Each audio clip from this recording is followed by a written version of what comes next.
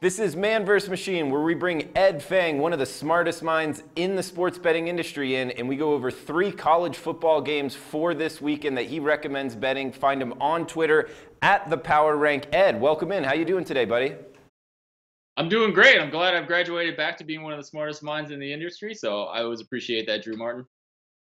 Absolutely, man. It's the work you put out, bro. Not to mention your Rice and Stanford PhD degree. But, dude, we can get into that after we go over these 3 games. We got 3 good ones, actually starting Friday night in the Pac-12. 303-304 Stanford versus USC. USC's laying 4 right now. It actually opened -3, so some Trojan money. 58.5 the total at 5 dimes. We got 59 at Chris right now, so that's bookmaker for the American clients. Check that out on SBR Odds. Ed, how you looking to bet the Pac-12 championship game?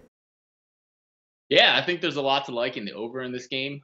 First, let's start with Stanford's offense. Everyone knows about Bryce Love. The guy's been incredible.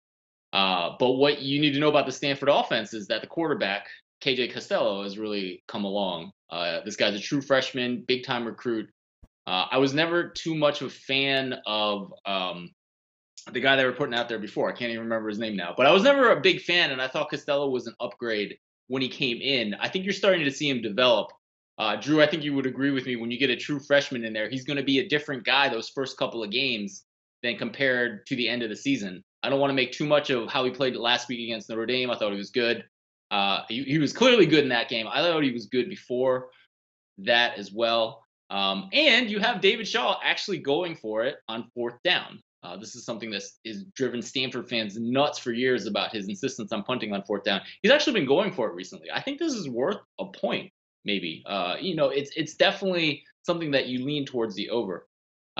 In general, I just see a game where both of the offenses are better than the defenses. We know about USC. Sam Darnold is not really is not in the Heisman race anymore, but that doesn't mean he's not a good quarterback.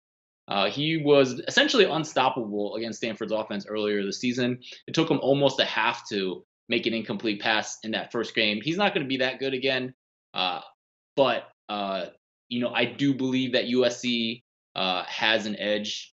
USC's offense has an edge over Stanford's defense. I would also lean a little bit to Stanford on the side. Don't really want to give that out because you guys could definitely call me out for bias. I'm a big fan, got my degrees there. But if you are thinking about the side, you should think about 2 things. USC was off last week. That rest is definitely an edge. Also, the other thing to consider is that Stanford is playing in Santa Clara. That's a short drive away from campus in Palo Alto. So it's essentially like a home field in terms of kind of where you're sleeping. There's no travel for Stanford in this game. So some things to keep in mind if you're thinking about the side in this game. Okay, so Ed, you're on the over of 58.5, correct? Yeah, I mean, I like the over at 55 where it opened better, but yeah, we'll still go with the over here. On to the Saturday slate. This one, 12 noon Eastern on ABC. We got the American Athletic Conference Championship game, Memphis versus UCF. The rotation number 317, 318. Looks like we got UCF laying 7 right now. 82 the total. This total opened at 85, Ed. Are you looking to bet this from a totals perspective or a sides perspective? Yeah, I like the totals perspective. This might seem a little counterintuitive. These are 2 teams that have really good offenses. Memphis led by quarterback Riley Ferguson. UCF led by quarterback Mackenzie Milton. A unit that was terrible last year, but has just made absurd strides. A top 20 unit. The reason that Scott Frost is going to get a hefty new contract somewhere else next year. 2 really powerful offenses. However, I actually like the under in this game. I know that might seem a little bit crazy. I just told you about all the offenses, but there are also 2 very respectable defenses here. I look at defense by yards per play, and I make my adjustments for schedule. That's the math I do on my site. Memphis ranks 56th. UCF ranks 59th. Okay, so these are 2 teams that are better than FBS average defenses. I think they do enough. Obviously, I think there are going to be a lot of points scored in this game, but this number is way too high. It opened at 85. It's already down to 82. I think that's still too high. It just takes a lot of offense to get to that kind of total, and I like the under in this game. And do you factor in that this will be the second time these two teams have played, and also the third time these two teams have actually prepared for each other? Because you got to remember that the hurricane that came through, they were actually practicing all week for that game. Then it got canceled. Then it got rescheduled, and now they're playing for the third time. Would you factor that into the handicap as far as wanting to bet the under? I mean, a little bit. I mean, you don't want to make too much of the fact. I think they only scored 53 points in the game they actually played this year. I don't think you want to make too much of that. I'm more into kind of the season-long numbers that suggest both these defenses are better than FBS average, and probably. I also I think another factor is Central Florida's offense has been fantastic, and if you don't make the right adjustments for schedule there, you could have them overrated. Clearly, this is a great offense, and I don't want to take anything away from them. But when you're trying to make a number, I think what comes into play and what I do is the adjustments for schedule, which brings them down a little bit. So I mean, I think if you're thinking about practice, maybe that affects the side a little bit more. I don't know the specifics. Actually, maybe I'll throw that back to you, Drew, because you've been a fan of the Central Florida team since the beginning of the season.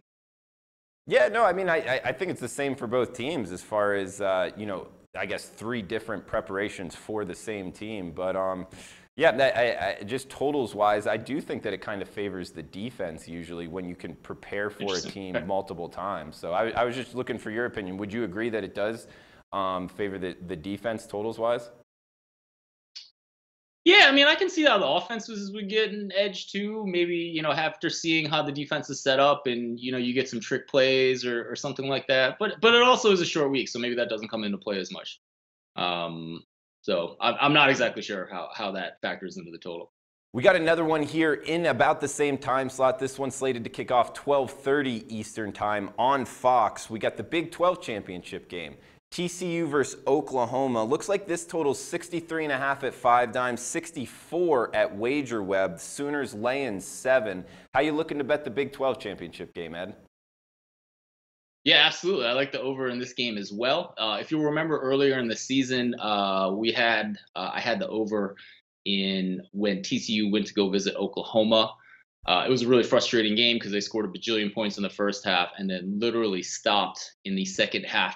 And it wasn't because the offenses weren't moving the ball. They moved the ball a lot, but Oklahoma is very good at slowing down the game. They're very good at snapping the ball with 1 second left on the play clock. There were also almost 1,000 yards in that game. So I think we had over 62 or something like that. You would expect when two teams get 1,000 yards that the game goes over. I still like this game. I still like the over.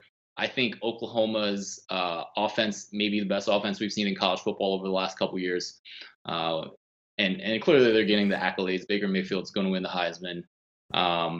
With all due respect to TCU's defense, I think Oklahoma can get this done against TCU's offense. For TCU's defense, I also think TCU can score some points. It's been talked about a lot how Oklahoma's defense has struggled as well. Also, this game is at a neutral site. And when you're at a neutral site, I think it's just that much more likely that TCU stays in the game longer. They don't have to go travel to Norman like they did in that other game. If TCU is anywhere closer to being in that game in Norman, I think you'll see a lot more points in the second half. So at 63.5, I like the over in this game. Okay, so over 63.5. Find it at 5 dimes right now. That's in the Big 12 championship game. We also got 82, the under in Memphis UCF, and last but not least, the first game Friday night, 58.5 at 5 dimes, like in the over in the Stanford USC game. Those are the 3 plays for man versus machine. Ed, want to get your opinion on some college football playoff talk. I know you know this stuff pretty much as good as anybody. What are you thinking? I guess just overall your thoughts on what's going to happen with the college football playoff in the Final Four. Yeah, absolutely. I mean, I think we have a case in which the top 4 teams are all going to be in conference championship games. If they win, I think they're in. I think the conversation is closed. The problem is they're probably not all going to win. And if that's the case, what happens to number 5, Alabama? So Alabama's 11-1. They were undefeated up until last week when Drew Martin's Auburn Tigers took them down. And they're very interesting. And I think the thing that I want to get across to you, so here's kind of the conventional wisdom. I feel like there's 3 conference champs, Clemson and Auburn and Wisconsin, they are all playing teams where the opponent is right below Alabama. So the conventional wisdom is that if any of those teams lose, the team that they lose to would jump over Alabama. So for instance, if Miami beats Clemson, that they would take the playoff spot. Clemson would fall out. Miami would take that spot over Alabama. The thing is, we really don't know what the committee is going to do. I think that's likely. So when you're looking at the chance that Alabama is going to make the playoff, if TCU wins, TCU is not going to jump over anyone. They're all the way down at 13th. Oklahoma falls out. Alabama's the next team in. I think they make it. With any of those other three teams, you really are relying on what the committee is going to do. And when you model that behavior, which is what I try to do, there's just an uncertainty there. So when I run 10,000 simulations of this, I'm making an assumption on what's the likelihood that win in a conference championship is going to move a team over Alabama. Okay. So when you want to assign a probability to whether Alabama is going to make it, I think you got about a 30% chance that TCU is going to win. Alabama moves in, no questions asked. And then out of the rest of that 70%, what's the chance that one of those other teams win? And you get, I think the right chance is somewhere in the 40s.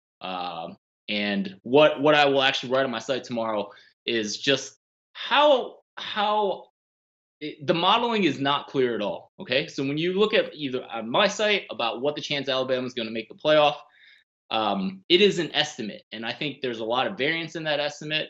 A lot of smart people have come up with numbers anywhere ranging from about 25 to 75% chance that Alabama makes the playoff. I think the truth is somewhere in between. But I think it just goes to show you, like, it is hard to predict human behavior, and we really don't know what's going on in that room. We can guess all we want, but if there is chaos, it'll really be up to the committee to see, whether they put Ohio State over Alabama or not. And we really don't know. And I think we just need to embrace the uncertainty and do what we can to kind of project this. Well, yeah, you bring up Ohio State over Alabama. I mean, just by looking at the rankings and seeing Alabama at 5, we got Georgia at 6, Miami at 7, Ohio State at 8. So by the reasons that I guess they would put, Georgia and Miami ahead of Ohio State is to give them a better chance to jump Alabama. No, so and not to mention Georgia and Miami only have one loss, and then they would have the I guess their conference championship. So would that factor in? Oh, it definitely factors in. But let's just assume that Miami and Georgia lose, right? So then it's really a head-to-head between Alabama and Ohio State. And what my model does is said, well, what's the chance that the committee is going to put a conference champion, an Ohio State that is a freshly minted conference champion? What's the chance that they're going to jump them over Alabama? And I think the chances are pretty good. I mean, we've seen this behavior from the committee in the past couple years where an idle team on conference championship weekend has been jumped by a team that is a freshly minted conference champion. Now, can I say that for sure? No, I can't say that at all for sure. And I am actually very hesitant to even make any kind of data-based guess over to whether the committee would jump Ohio State over Alabama. But we just have to recognize that there is uncertainty in whether that's going to happen. It could happen, but I mean, I think there's a lot of people out there that think, oh yeah, well, Ohio State's definitely going to jump over Alabama. And I think there's a lot of people, and there's some numbers-based stuff that think there's no way that's going to happen. So yeah, we just don't know. And I think there's a pretty high likelihood that there's gonna be kind of Alabama versus team that just became a freshly minted conference champion. And Ed, I mean, some of it's got to be money, no? I mean, to leave the Big Ten Conference out, that's a lot of eyeballs that are kind of going to feel, I guess, just straight up left out, and then put two teams from the SEC in, possibly two teams from the same state out of the top 4 teams. I think that would take some money out of their pockets. Yeah, I mean, and we saw that. I think a lot of it, I think you're absolutely right. And you could have made that case in the first year of the college football playoff where Ohio State jumped over both TCU and Baylor. So, but there were circumstances there, right? Ohio State won 59-0, a definitive win over a decent Wisconsin team. How much did that play into, what the committee was, do they really factor in that margin of victory? I mean, I think the people on the committee are human. I think there's naturally going to be a recency bias. which is why I think you saw Alabama fall out of the top five. Um, I think there's a lot going on, and just for me as an analytics, a quant guy, we just have to recognize that there's uncertainty, and there's a lot of things that we don't know. No, good stuff. I love hearing your opinion on the college football talk. Hey, one other question I had for you, Ed. You brought up the Pac-12 championship location out there. I'm guessing it's obviously in California. I forget the location that it's in. Where was it? It's in Santa Clara at Levi Stadium where the 49ers play. Yeah, Santa Clara. Do you think the Pac-12 championship should be at a neutral site, or should it be at the home of the, I guess, best conference record, or should it be in Las Vegas? What's your opinion? I mean, I personally like a neutral site. I think Las Vegas would be great just for the excitement level and the fact that that's not really a home field for anyone. I mean, I think Stanford's catching a huge break. They're going to stay. They're not going to have to travel at all. And that kind of mitigates the fact that USC is coming off a week of rest.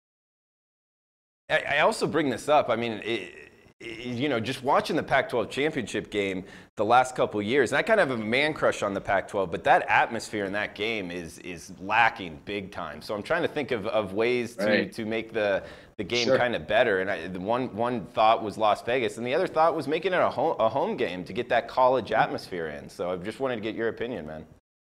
Yeah, no, I think that's super interesting. I mean, even if you made it a home game at Stanford, no one would show up until about end of the first quarter anyways. So you have issues like that as well that you're dealing with in terms of, just fan-based stuff. I mean, I've been out there, I've been a Pac-12 fan, and the fandom out there is a lot different than it is in the Midwest with the Big Ten and the South with the SEC. That's just a fact. Yeah, and the reason I brought it up is because, on Twitter, people will show the prices of like the SEC championship game compared to the ACC or Pac-12 championship games. And I always get kind of turned off by it because it's not apples to apples. The SEC has a bunch of schools within driving distance of Atlanta, whereas the Pac-12, everybody's spread out, from north to south. So it's not really the same comparison. Yeah, no, that's definitely true. Well, do you want to bring up anything else for the listeners before we shut this down, Ed? No, I think we're good. I'm excited about a great day of football on Saturday that starts Friday night with the Stanford USC game, and it should be awesome for anyone that loves the sport. All right, make sure to follow Ed on Twitter at the Power Rank. Check out his work at thepowerrank.com. Thanks, Ed, and we'll see you next week. Hey guys, thanks for tuning in to our channel. Now, we've put a lot of work into producing all these free videos, so please help us out and keep all our content free for you forever by simply liking, sharing, commenting, and subscribing. Now, not to mention, a visit to our industry-leading website will warm the hearts of all our SBR employees, especially myself. Now, the links are over there to the left, so do check those out. Thanks for watching.